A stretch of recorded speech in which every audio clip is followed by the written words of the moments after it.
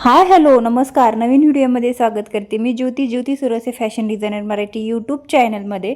तर ना एक ताईनी ना मला बराच वेळा कमेंट केलेली होती आणि त्यांचं ना खूप रिक्वेस्ट कमेंट होती ती की ताई मला 4 टक्स ब्लाऊज कटिंग दाखवा पेपर पॅटर्नवरती. अगोदर अस्तरवरती होतं पण आता त्यांना पेपर पॅटर्नवरती पाहिजे होतं.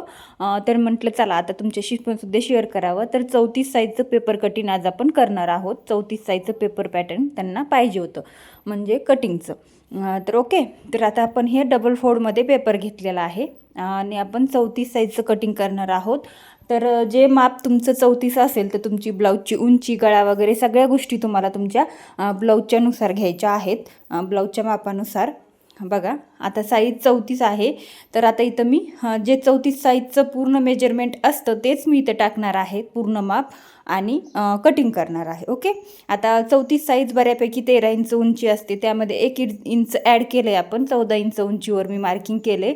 शोल्डर घेतलेला आहे 5.5 इंच आणि मुंडा घेतलेला आहे 5.5 इंच. आता आपण साईज टाकू म्हणजे छातीचा चौथा भाग आहे 34चा चौथा भाग 8.5 इंच येतो. तर मी आता इथं 8.5 इथं टाकलेला आहे छातीचा चौथा भाग.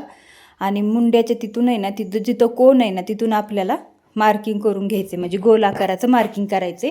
आता इथं मला येतं हाताने पण मी तुम्हाला दाखवते. आता ह्या पट्टीचा वापर करायचा आहे आपल्याला. तुमच्याकडे असेल तर ठीकच आहे, नसेल तर तुम्ही विकत आणू शकता. नवीन असाल तर काय होतं हे आकार वगैरे व्यवस्थित येत नाहीत तर ह्या पट्टीचा वापर करायचा. त्यामुळं मी तुम्हाला दाखवते. शक्यतो मला हे आकार व्यवस्थित येतात तर मी अशी डायरेक्ट करत असते, पण पट्टीने केलं तर किती छान येतो बघा. आता काय करायचं आपल्याला गळा रुंदी घ्यायची आहे. तर गळा रुंदी मी 2.25 इंच घेतलेली आहे. डबल फोल्ड कपडा हे पेपर आहे. तर आपल्याला पुढचा भाग अगोदर काढायचा आहे, मागचा भाग खालच्या बाजूचा काढायचा आहे. तर अगोदर आपण पुढच्या गळ्याचं मार्किंग करून घेऊया. गळा रुंदी घेतलेली आहे 2.25 इंच, गळा उंची 5.5 इंच आणि गोलाकार देऊन घेतला आहे. त्यानंतर कंबर घेणार आहोत. कंबर आहे 7.5 इंच, 1 इंचचे बॅक साईडचे टक्स आणि त्यानंतर 1.5 इंच शिलाई मार्जिन. तर पुढंसुद्धा आपण तसंच घेतलेलं आहे. वरतीसुद्धा 8.5 इंच छातीचा भाग चौथा आणि 1.5 इंच मार्जिन. तर आपण हे दोन्ही पण मार्किंग आहे ना व्यवस्थित जुळून घेतलेलं आहे बघा. आता इथं काय करायचं आपल्याला पुढचं 4 टक्सच्या खाली जी योगपट्टी असते तर ती आपल्याला योगपट्टी काढायची आहे. 4 टक्सला योगपट्टी असते कटोरी ब्लाऊजला आणि 4 टक्सला. तर ती आपल्याला योगपट्टी काढायची आहे. कुणी त्याला क्रॉसपट्टी पण म्हणतं किंवा कंबरपट्टी पण म्हणतं. तर चला ती काढायची. तर मी 2.5 इंचावरती दोन्ही पण कोपऱ्याला घेतलेला आहे. जसं की पुढच्या साईडनी आणि फिटिंगच्या साईडनी सुद्धा. तर 2-2.5 इंच आपल्याला मार्किंग केलं आहे. जुळून घेतली ती पूर्ण मार्किंग करून घेतलेली रेष आणि वर अर्धा इंच असं आपल्याला थोडंसं आकार देऊन घ्यायचा आहे. आता आपल्याला हे पूर्ण कट करून घेऊया आपण बघा. आता हे अशा पद्धतीने मी सगळं कटिंग करून घेते आणि बघा अगोदर आपल्याला मुंडा कट करून घ्यायचा आहे. पूर्ण वरचं शोल्डर कट करून घेतलं, मुंडा कट केला आणि फिटिंगच्या लेवलनी पण कट करून घेतलं. ओके. आता हे आपल्याला जे 2 भाग होते जे आपला बॅक पॅटर्न आणि फ्रंट पॅटर्न तो आपल्याला अगोदर बॅक पॅटर्न फ्रंट पॅटर्न वेगवेगळे करायचे आहेत. आता आपण कट करून घेतले. आता काय करायचं आहे आपल्याला इथं बघा फ्रंट पॅटर्नच्या मुंड्याच्या आतमध्ये अर्धा इंच येऊन आपल्याला इथं मार्किंग करायचं आहे. पण ते तुम्हाला मी नंतर दाखवते. अगोदर आपण काय करूया बॅक पॅटर्न रेडी करून घेऊया. आता इथे बॅक पॅटर्न मुंडा फिटिंग वगैरे सगळं कटिंग झालेलं आहे. फक्त गळा टाकून आपल्याला मार्किंग करून गळा कट करायचा आहे. 2.25 इंच गळ्याची रुंदी घेतलेली आहे आणि उंची मी इथं 9 इंच घेतलेली आहे. 8.5चा गळा आहे आणि अर्धा इंच आपल्याला एक्स्ट्रा वरचं शोल्डर जॉईन करण्यामध्ये जातं. त्याच्यासाठी मी 9 इंच घेतले. आणि जी गळ्याची खालची उंची आहे रुंदी आहे ना ती आपण 2.25 इंच पुढं अर्धा इंच घेतले आणि गळ्याचा सेप देऊन घेतलेला आहे बघा अशा पद्धतीने. जेणेकरून गळा खाली जरी रुंदीला डिपनेकमध्ये झाला तरी वरती आपलं शोल्डर तेवढंच राहणार आहे गळा रुंदीचं आणि गळा रुंदी पण 2.25च राहणार आहे. जेणेकरून शोल्डर वगैरे उतरत नाही बघा अशा पद्धतीने. असा छान असा गळ्याचा राऊंड झालेला आहे. गोल गळा डिपनेकमध्ये हा जातो. तर बघा अशा पद्धतीने. आता इथं आपल्याला मागच्या ना टक्सचं पॉईंट आपल्याला काढून घ्यायचा आहे. तर 4.5 इंच रुंदी आणि 4.5 इंच उंची आणि अशा पद्धतीने आपण पाव इंच अर्धा इंचचं टक्स काढून घेतलेला आहे, म्हणजे मार्किंग केलेलं आहे, म्हणजे तुमच्या लक्षात येईल. ओके, आता आपल्याला इथं समोरचं साईडचं पॅटर्न सगळं काढून घ्यायचं आहे. म्हणजे अगोदर आपण गळा कट करून घेऊया. आता इथं 4 टक्सचं पॅटर्न आपल्याला काढायचं आहे. आता इथं बघा, अगोदर योगपट्टी गळा कट केला, योगपट्टी कट केली. आता जे हे पॅटर्न आहे ना, ह्याच्यामध्ये आता आपल्याला टक्स पॉईंटसाठी कपडा वाढवायचा आहे. आता आपण ज्यावेळेस अस्तरवरती डायरेक्ट कट करतो त्यावेळेस थोडंसं वेगळं असतं, पण हे आता आपल्याला पॅटर्न बनवायचं आहे. ओके, तर आता पॅटर्नसाठी मी दुसरा पेपर घेते. आता ते पेपर आपल्याला काय करायचं आहे तुम्हाला मी दाखवते पुढं. आता जे आपलं इथं पॅटर्न आपल्याला अगोदर मिळालं आहे ना, ते पॅटर्न ह्याच्यावरती ठेवायचं आहे अशा पद्धतीने.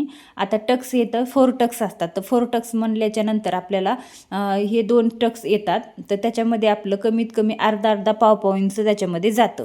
तर ते आपल्याला ते आणि शिलाई मार्जिंगमध्ये खालच्या बाजूने अर्धा इंच, वरच्या बाजूने तर आपण घेतलेलं होतं, पण खालच्या बाजूने आपल्याला अर्धा इंच तरी जातं. तर वरचं आपलं ते अर्धा हे अर्धा म्हणून आपल्याला जवळजवळ सगळं पाव इंच तरी जातं. कारण टक्स ज्यावेळेस आपण आडवे टक्स टाकतो ना, त्यावेळेस आपल्याला अर्ध्याऐवजी पाव इंच तरी जातं. अर्धा इंचचा टक्स आपण घेतो त्याच्यासाठी पप येण्यासाठी. व्यवस्थित छाती पूर्ण आपली त्या पपमध्ये बसली पाहिजे व्यवस्थित, म्हणून ही अशा पद्धतीने आपल्याला कटिंग करावं लागतंय. आता आपल्याला जे वरचा आपण पहिला पॅटर्न काढलेला होता तो पॅटर्न याच्यावरती ठेवायचा आणि पूर्ण मार्किंग करून घ्यायचं आहे. फक्त खालच्या बाजूनी पेपर काय करायचं आपल्याला, जिथं आपण योगपट्टी जोडतो तिथं आपल्याला 1.5 इंच पेपर वाढून घ्यायचा आहे खालचा. ओके, तर आणि त्याच्यानंतर आपल्याला मार्किंग करून घ्यायचं आहे. उंची आपल्याला खालून वाढवायची आहे, लक्षात घ्या. वरती आपल्याला उंची वाढवायची नाही आहे, वरती फक्त आपल्याला जसं आहे तसं मार्किंग करून घ्यायचं आहे बघा अशा पद्धतीने. आणि आता मी योगपट्टीचं जे आपण वरती कोणाचा आकार गोल राऊंडमध्ये दिलेला होता ना, तर ते पण मी व्यवस्थित खाली घेतलेला आहे आणि तो आकार दिलेला आहे. आणि त्याच्यानंतर आपल्याला तो वरचा पॅटर्न काढायचा आहे, तो बाजूला ठेवायचा आहे आणि मुंड्याचं मार्किंग करून घ्यायचं आहे. ओके, आणि आपल्याला जे अर्धा इंच मुंडा आपल्याला आतमध्ये येऊन आकार देऊन घ्यायचा आहे बघा अशा पद्धतीने. आलं लक्षात? अशा पद्धतीने जो आपण मागचा मुंडा होता तो थोडासा वरती असतो आणि पुढचा मुंडा आतमध्ये येतो, जेणेकरून तुमचं पुढच्या मुंड्याला चुन्या पडणार नाहीत ब्लाऊजला किंवा बाहीला वगैरे. तर बघा आता आपण टक्स पॉईंट काढूया. टक्स पॉईंट खूप महत्त्वाचे आहेत. आपण टक्सला खालून उंचीला 2.5 इंच घेतलेले आहे आणि रुंदीला पण 2.5 इंच. आता आपण मेन टक्स काढूया खालचा.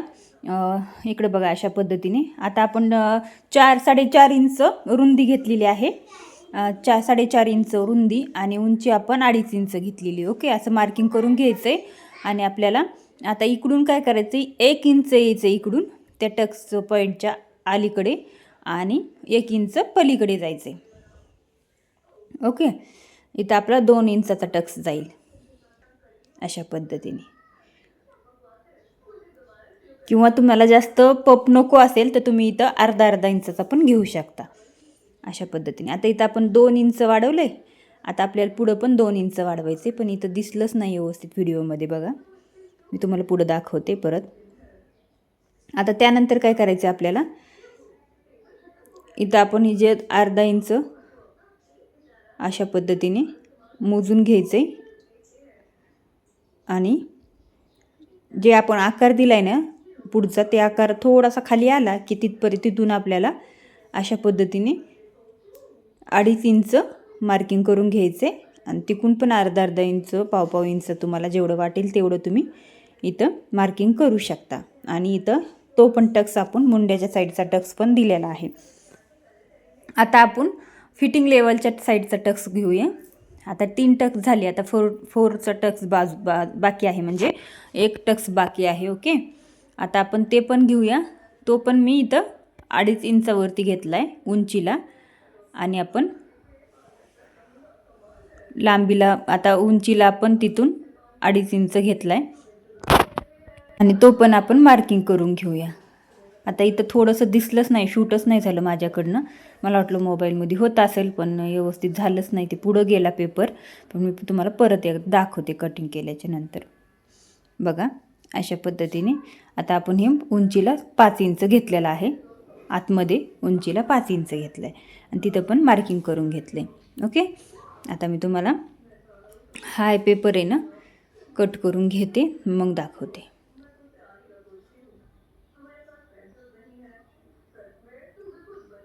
बघा आता हे पूर्ण टक्स वगैरे मोजून घेतलेत मी. आता मी कट करून घेते.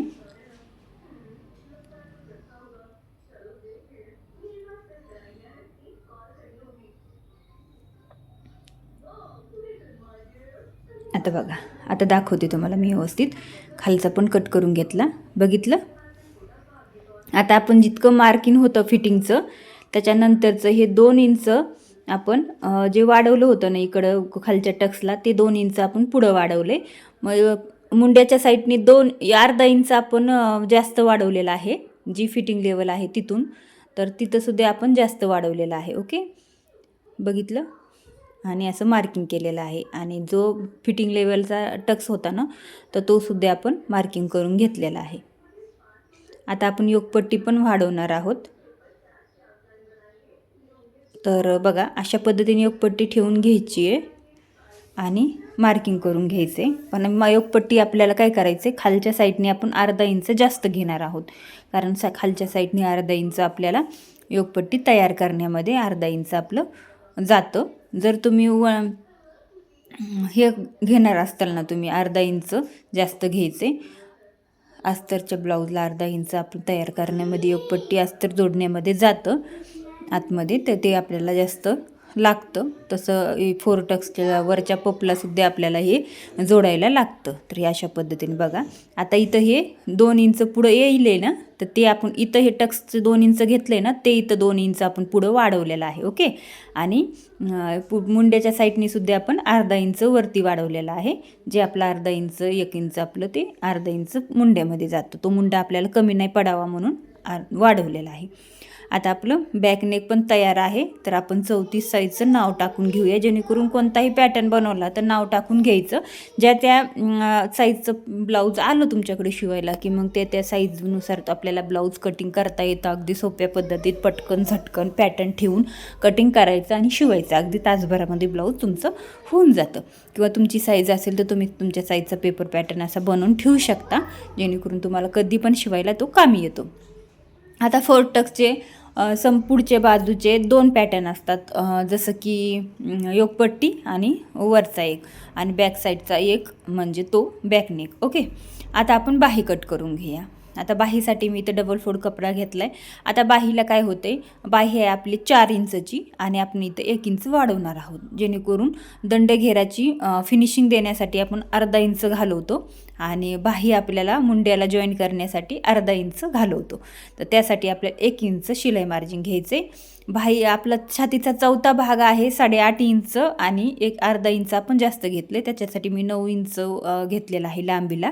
आणि त्याच्यानंतर मुंडा खोली घेतलेली आहे मी 2.5 इंच, त्याच्यानंतर 3 इंच आतमध्ये येते बघा अशा पद्धतीने, आणि मार्किंग करून घ्यायचे. आता दंडघेर टाकूया आपण. दंडघेर मी इथं 5.5चा टाकला आहे अशा पद्धतीने, आणि 1.5 इंच शिलाई मार्जिन टाकले. ओके, आणि इथं आपण मार्किंग करून घेऊया अशा पद्धतीने.